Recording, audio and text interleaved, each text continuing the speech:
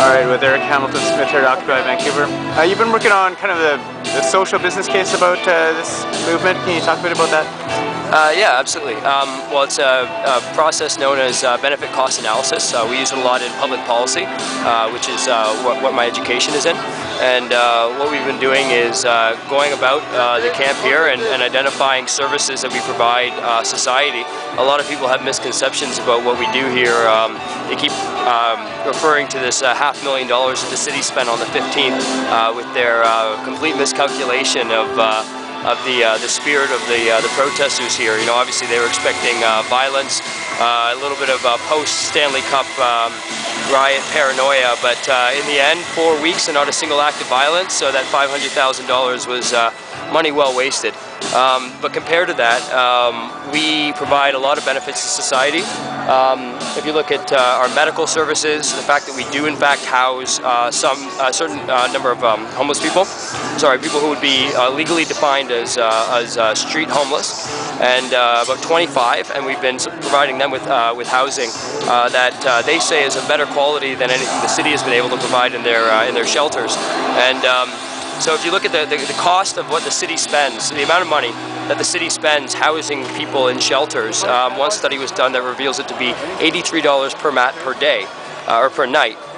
So we take the same that same cost and relate it to the number of people that we've housed here, and that's how we come up with that figure. For the medic tent, they've had 100 visits per day. And these are visits primarily people not involved with Occupy Vancouver, but out there in the community. We have the first 24-hour walk-in clinic in the city of Vancouver, and we have avoided costs being put onto government health services. We actually contacted a number of medical clinics in the Vancouver area and found out that the average cost to the taxpayers per visit is about $180. So 100 visits a day for 30 days.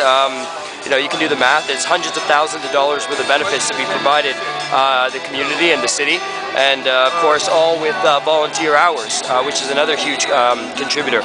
The food tent, Food Not Bombs, dishes out about 1,000 meals a day on average, and we contacted a couple of soup kitchens and found out what their average cost per meal would be, estimated at $1.50 a meal. So we relay the same. There's been 30,000 meals, approximately 1,000 meals a day for 30 days.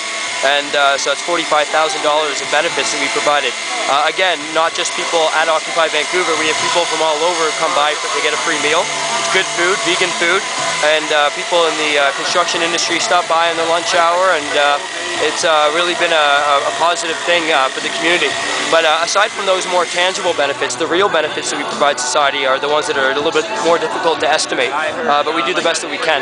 What I'm talking about here is education. The fact that we offer we have speakers up on the stage almost every day, educating people, engaging people on political, social, and economic issues. And the result has been countering apathy. I think whether or not you agree with what we stand for here at Occupy Vancouver, it'd be hard to argue that thousands of people in the greater Vancouver area are considerably less apathetic than they were just 1 month ago.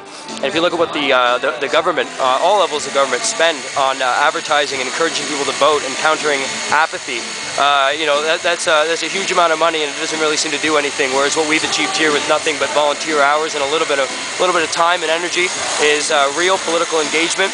People have finally found their voice, and that to me is priceless. But we're going to do the best we can to come up with some real figures to be able to estimate what that value is.